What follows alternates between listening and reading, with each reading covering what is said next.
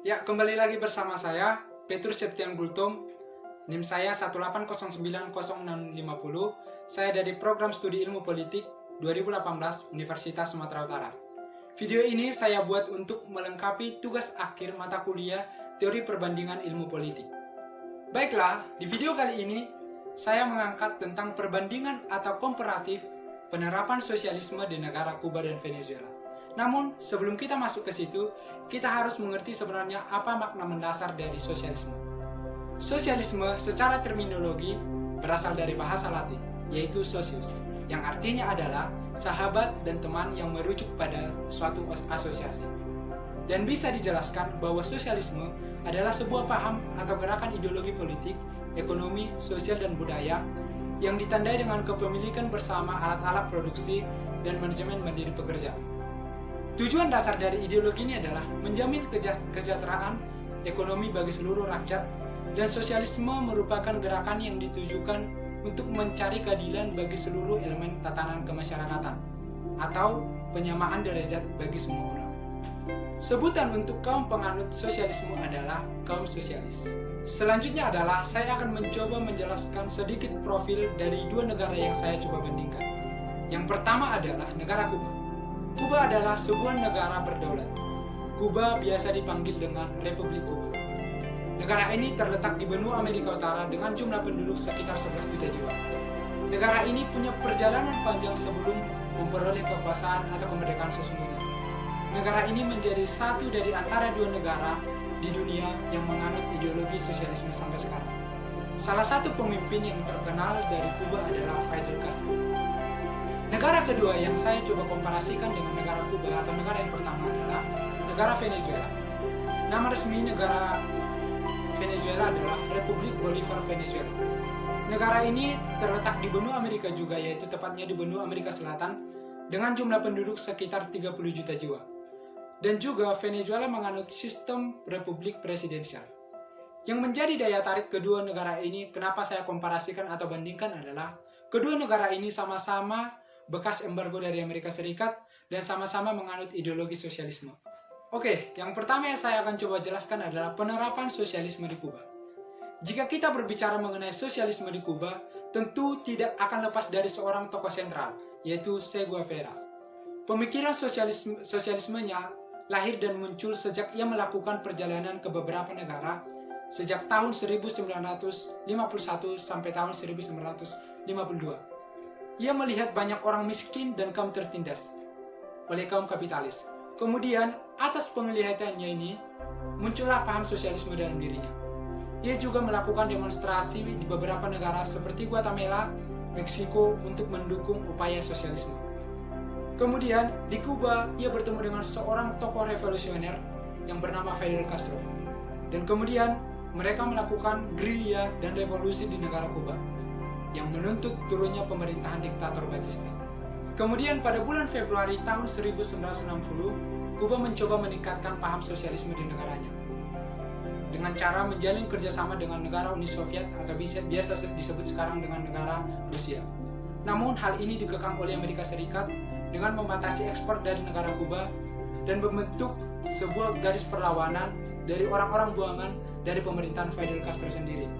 Namun, Fidel Castro semakin menjalin kerjasama dengan negara penganut sosialisme, dan Fidel Castro sendiri beranggapan bahwa perang dengan Amerika Serikat menjadi jalan satu-satunya untuk mempertahankan sosialisme di Kuba. Ia sangat menentang embargo Amerika Serikat di Kuba dan beranggapan bahwa sosialisme murni tidak akan muncul tanpa kesadaran perbuatan paternal yang baru terhadap humanisme. Namun, saat ideologi sosialisme berkembang pesat di Kuba, justru Amerika Serikat semakin gencar melakukan dominasi dan intervensi, dan pada akhirnya melunakkan kekuasaan dari Fidel Castro sendiri. Dan juga eksekusi dari Che Guevara membuat dia kehilangan partner mengumandangkan sosialisme di negara Kuba. Pada dasarnya, ideologi sosialisme di Kuba lahir menjadi gerakan revolusioner untuk menggerakkan Kuba tanpa ketergantungan terhadap negara Spanyol ataupun Amerika Serikat, dan juga meniadakan diskriminasi etnis, dan Kuba mampu maju secara merata tanpa hegemoni dari negara lain, dan juga menyelamatkan masyarakat dari golongan antar kelas.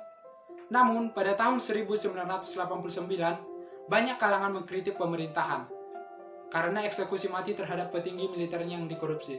Hal ini menjadikan kekuasaan dari Fidel Castro sendiri semakin melemah. Kemudian, kekuasaannya diberikan kepada Raul Castro. Dan hingga kini, Kuba masih menerapkan paham sosialisme, terkhusus dalam bidang ekonomi. Walaupun banyak mengalami ketekanan dan tentangan, negara adidaya seperti Amerika Serikat dan juga gerakan anti-revolusi, namun gerakan sosialisme di Kuba tergolong berhasil dan mendapat masa kejayaannya. Setelah kita dari membahas sosialisme di negara Kuba, sekarang kita akan mencoba mengkomparasikan atau membandingkan dengan negara Venezuela. Sama dengan Kuba, Venezuela juga merupakan negara yang diembargo oleh Amerika Serikat. Dan atas dasar inilah muncul gerakan sosialisme di Venezuela. Namun, berbeda dengan Venezuela, ideologi sosialisme yang dianut oleh Venezuela membuat kemerosotan dan kehancuran Venezuela terkhusus bidang ekonomi. Awal dari gerakan sosialisme di negara Venezuela dikumandangkan oleh Presiden Hugo Chavez yang berasal dari Partai Sosialis dengan semangat Bolivarianisme, menolak mekanisme pasar bebas, dan mencoba menerapkan nasionalisme dalam segala bidang pada abad ke-21. Langkah-langkah yang diambil oleh presiden tersebut adalah nasionalisasi perusahaan swasta asing, pembatasan dan penolakan perusahaan asing, dan menyebabkan investor mundur karena tidak adanya kepastian hukum. Namun, banyak kaum yang beranggapan bahwa sosialisme Hugo Chavez juga merupakan sebuah keberhasilan atas melepaskan ketergantungan kepada negara lain. Dan Hugo Chavez sendiri dengan sosialisme juga merupakan berhasil mengembalikan Venezuela dari jurang krisis sebelum ia berkuasa. Walaupun pada konsepnya, Hugo Chavez menerapkan paham nasionalismenya untuk kepentingan rakyatnya dan upaya nasionalisasi yang tergolong tujuan baik, namun negaranya perlahan-lahan justru menuju ke arah ambang batas dan krisis ekonomi. Di antaranya dengan terpuruknya harga minyak, yang kita tahu bahwa negara Venezuela sendiri adalah pengekspor minyak terbanyak. Hal ini menjadikan Venezuela mengalami krisis sampai sekarang.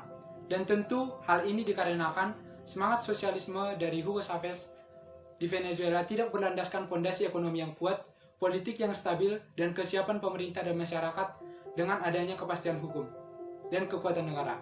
Kemudian, Hugo Chavez sendiri digantikan oleh Presiden Maduro setelah ia meninggal dunia pada tahun 2013. Dan justru sampai sekarang, Venezuela makin hancur dengan sosialisme yang diterapkannya. Namun setidaknya Hugo Chavez berhak mendapatkan penghargaan karena dapat menyelamatkan negara Venezuela dari ambang batas dan jurang kehancuran politik maupun ekonomi dan hegemoni negara lain terhadap Venezuela. Oke, demikian video ini saya perbuat mengenai perbandingan atau komparatif penerapan sosialisme di negara Kuba dan Venezuela. Semoga bermanfaat. Jangan lupa like, komen, dan subscribe. Terima kasih.